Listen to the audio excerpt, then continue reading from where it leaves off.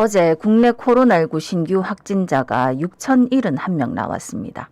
그동안 백신 접종과 코로나 자연 감염으로 항체를 가진 국민이 많아지기도 했고, 다른 나라에서 코로나 확진자에 대한 격리가 줄어들거나 해제되면서 우리도 좀 완화되지 않을까 이 이야기가 나왔었는데, 정부에서는 완화로 인해 상황이 악화될 것을 우려해서 현행 7일 격리 의무를 연장했습니다.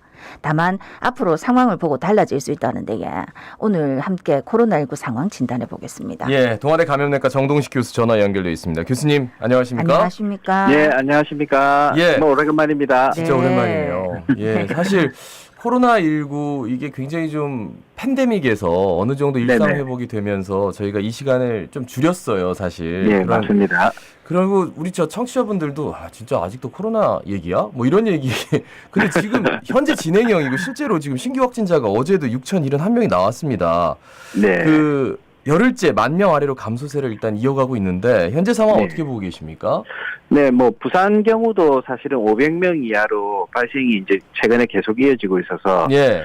어떻게 보면 오미크론이 유행하면서 신규 확진자 발생이 지금 현재는 이제 좀 안정기에 접어들었다고 볼 수 있을 것 같거든요. 예, 예. 그래서 뉴스나 이런 부분에서도 좀 줄이는 게 저도 맞다고 생각을 하는데, 근데 이번에는 오늘 딱 인터뷰가 딱 적당하다고 볼 수 있는 거는요. 네네. 부산의 최근 한 주 평균 신규 확진자가 계속 감소를 하다가 최근에 좀 주춤하고 있거든요. 네. 그래서 구체적으로 통계를 보면 6월 2일에서 6월 8일에 한 3,417명이 발생했는데, 사실 그 전주는 4,696명이 한 주 동안 발생했었거든요. 그래서 좀 감소하는구나 했는데 6월 2일, 6월 8일 이후에 최근에 이제 한 주 동안 확진자 수가 3,411명입니다.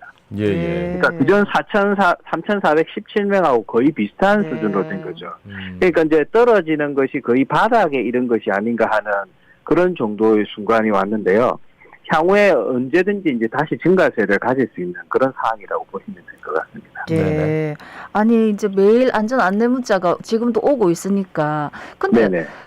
저번까지만 해도 진짜 주변에 걸리는 사람이 많았는데 어디서 이렇게 다 걸리는 건가 싶을 정도로 네네. 요새는 잘 안 보이더라고요, 주변에는. 그렇죠. 예. 그전에 워낙 3, 4월에 우리 주위에 뭐 감염된 분들이 워낙 쉽게 많았죠. 접촉하다가 네. 최근에는 좀 드물다 보니까 이제 사실 격리 의무도 해제하고 실내 마스크도 이제 해제해야 되는 게 아니냐라고 이제 이야기하는 분들이 생기고 있거든요. 예, 예. 근데 사실은 보시면요. 현재 사회적 거리두기는 거의 완화가 많이 됐거든요. 네네. 근데 유일하게 좀 남아있는 게 코로나 발생을 조금 억제하는 지침이라고 하면은 확진이 되면 격리 7일 하는 거하고 네네. 그다음에 실내에서 마스크 착용하는 거 이 두 가지가 유일하게 남아있거든요. 네. 예, 예.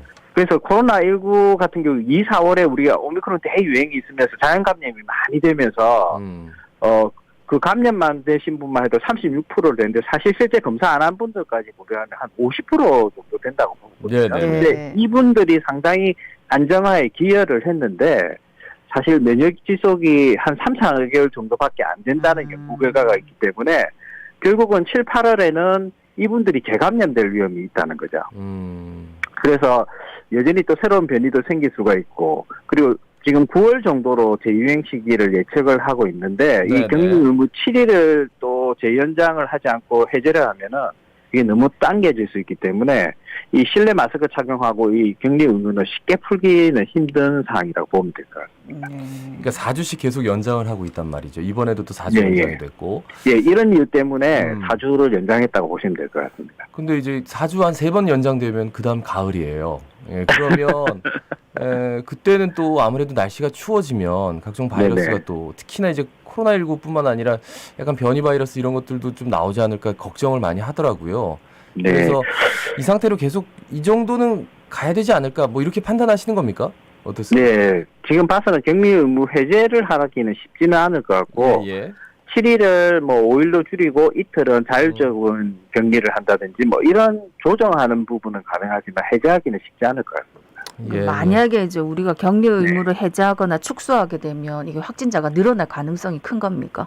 예, 충분히 가능합니다. 이게 제가 말씀드렸지만 높은 백신 접종률을 통해서 우리가 백신 면역을 가졌고, 네네. 또 2월에서 5월 중에 정말 많은 분들이 오미크론 감염이 되면서 자연 면역이 형성이 됐는데, 이게 결국은 뭐 이 덕분에 우리가 6월에 상당한 감소를 가지고 현재 안정된 상황으로 올 수 있었다고 볼 수 있지만은 네네. 말씀드렸듯이 면역 지속과가 3, 4개월이거든요. 4월에 걸리신 분들 5, 6, 7, 8월 생기시고 3월에 걸리신 분들은 7월쯤 재감염의 우려가 올라갑니다. 그래서 9월에 사실 재유행이 예상이 되는데 우리가 방역당국에서 시뮬레이션을 돌려보니까 예. 7일 격리 의무를 해제하니까 이게 7월부터 확진자 수가 급격히 늘어나서 8월이 되면 해제해서 증가했을 때와 안 했을 때 비교하면 8.6배나 증가한다고 되어 있거든요. 예. 그리고 3일에서 5일로 줄여도 중증도 이상 환자 증가는 피하기 힘들다는 결과가 이제 객관적으로 과학적으로 나온 부분이 있기 때문에 네네. 그런 부분에서 이제 해제하기가 힘들다고 판단한 것 같습니다.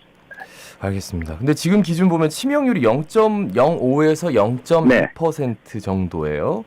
근데 이제 네. 요 정도면 이제 독감이다 아니다 뭐 이런 논란이 있는데 자꾸 독감이랑 비교하니까 이제 네. 뭐 이 정도라면은 조금 낮춰야 되는 거 아니냐 자꾸 이렇게 나오니까 아니 독감하고 코로나19는 분명히 다르다. 기준을 좀 달리해야 된다. 이런 네. 얘기도 나오고요. 이거 뭐 어떻게 정리하면 좋을까요, 교수님?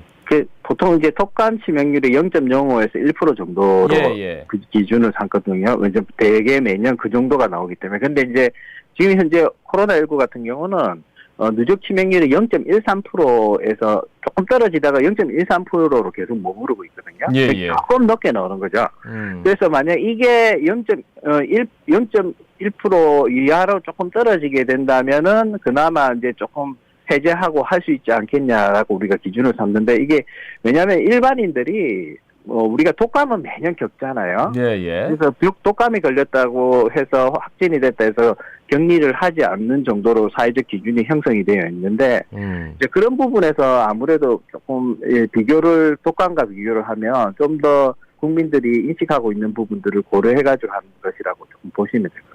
네. 교수님 아까도 좀 잠깐 언급을 해주셨는데 만약에 뭐 격리 해제를 하고 이렇게 하면은 네. 방역 당국에서 아까 이제 뭐 7월이나 8월에 대유행이 다시 올 거다 뭐 이런 얘기를 했다는데 요거 어떻게 보시는지 만약 그렇다면 우리는 어떤 대비를 해야 됩니까? 뭐 크게 이제 일단은 방역 당국에서 고민이 많고 일반인 같은 경우는 지금 사실 실내 마스크 착용하는 거를 준수해 주시는 것만 해도 상당히 큰 도움이 될 것 같거든요. 네네. 그리고 이제 격리를 해제한다는 건 뭐냐면 확진이 됐을 때 7일 격리가 없어진다는 거는 본인이 바이러스를 배출하는 상황에서도 사회 활동을 할 수가 있다는 부분이기 때문에 네네. 그런 부분에서 전파 가능성이 높아지고 그리고 또 실내에 마스크 착용을 하지 않는다면 그 전파의 폭은 더 높아지는 거거든요. 예. 그래서 이 두 가지를 이렇게 조금 지켜준다면은 그나마 좀 더 그 확진자 폭을 그나마 좀 줄일 수가 있지 않을까라는 생각이 듭니다. 예. 우리 재감염 하거든요. 그런데 네네. 아직까지 제가 주위에서 재감염된 사람은 본 적이 없어가지고. 근데 네. 이제 병원에 계시면은 볼 거 아닙니까? 교수님은. 예, 맞습니다. 예. 증상이 뭐 어느 정도입니까? 처음에 감염된 상태에서 거의 비슷하게 나타나나요? 아니면 좀 상대적으로 덜한가요? 어떻습니까? 상대적으로 초기 감염보다는 좀 덜하긴 합니다. 중도가 좀 떨어지긴 한데 저희는 대학병원에 있다 보니까 예. 그렇지만 기저질환이 있으신 분들은 재감염이 되면 그 중도가 또 올라가거든요. 그래서 특히 60세 이상이신 분들이 지금 현재 그 4차 접종률이 한 30% 정도밖에 안 되시기 때문에 예. 특히 60세 이상이나 고령층에서 기저질환이 있는 분들은 재감염 되더라도 중증이나 사망의 위험이 있기 때문에 그런 부분들이 조금 우려가 되죠. 그래서 물론 재감염 됐을 때 중증도는 높지는 않지만 예. 조금 조심해야 될 부분이 있습니다. 네.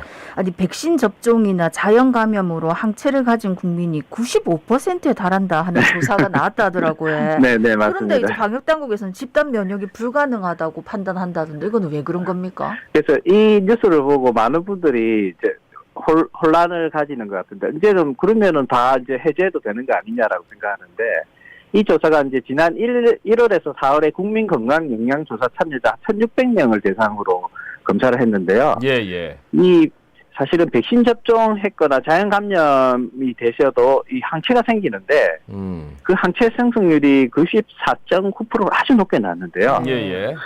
이게 우리가 아셔야 되는 거는 우리가 감염이라는 거는 감염을 예방하는 거는 이 항체가 있다는 것만으로 예방되는 게 아니고 그 항체가 얼마나 높게 예방 효과를 가지는 정도의 수치를 가지느냐가 중요하거든요. 예. 그래서 이 조사는 사실 그런 정도를 조사 결과를 참고해서는 안 되고요. 예, 예. 그만큼 백신 접종이나 자연 감염에서 항체 형성률이 많이 이제 어느 정도 형성이 되어 있다라는 그런 부분을 해석을 해야 됩니다. 그래서 양성률만을 가지고 예방 효과를 가지는 집단 면역을 바로 연결해서 판단할 수는 없다고 볼 수 있다고 예. 알려주십니다. 예. 오늘부터 제한 없이 요양병원 시설 대면 면회가 가능한데 네네. 요게 사전 예약하고 코로나19 음성 확인 뭐 이런 건 필요하다. 좀 구체적으로 네네. 좀 짚어주셔도 좋을 것 같아요. 이게 어떻게 되는 겁니까? 예, 그게 이제 시작을 하는 거는 결국은, 이제 우리 요양병원이라든지 이런 쪽에 4차 접종이 어느 정도 많이 이루어져 있기 때문에, 그리고 예. 실내에서 만약에 마스크 착용을 하고 있다면은, 그런 부분에서 어느 정도 위험도를 많이 낮출 수가 있고, 그리고 사전에 면회 오시는 분들이 그런 코로나에 대한 사전 검사 결과까지만 있으면은, 네네. 그동안은 아예 면회 금지가 이루어졌는데, 너무나도 이제 어르신들에 대한 부분들이 너무 안타까운 부분이 많아서 이제 그죠? 예, 단계적으로 했는데 대신 면회로 가시는 분들은 꼭 사전 검사를 하시고 그리고 마스크 착용 잘 하시고 그리고 면회해서 손을 만지시기 전에 또 손위생이나 이런 부분들 철저히 좀 하신다면 좀 더 어르신들의 안전성을 좀 올릴 수가 있을 것 같습니다. 네. 그래요. 재감염도 어르신들은 굉장히 좀 치명적일 수 있다. 이런 말씀까지. 예. 좌우지간 저 방역수칙 철저히 지키면서 오늘도 안전하게 보내시라고 또 그 말씀 하실 거죠? 자가치 하시면. 예. 예. 동아대 감염내과 정동식 교수였습니다. 고맙습니다. 고맙습니다. 예, 수고하십시오.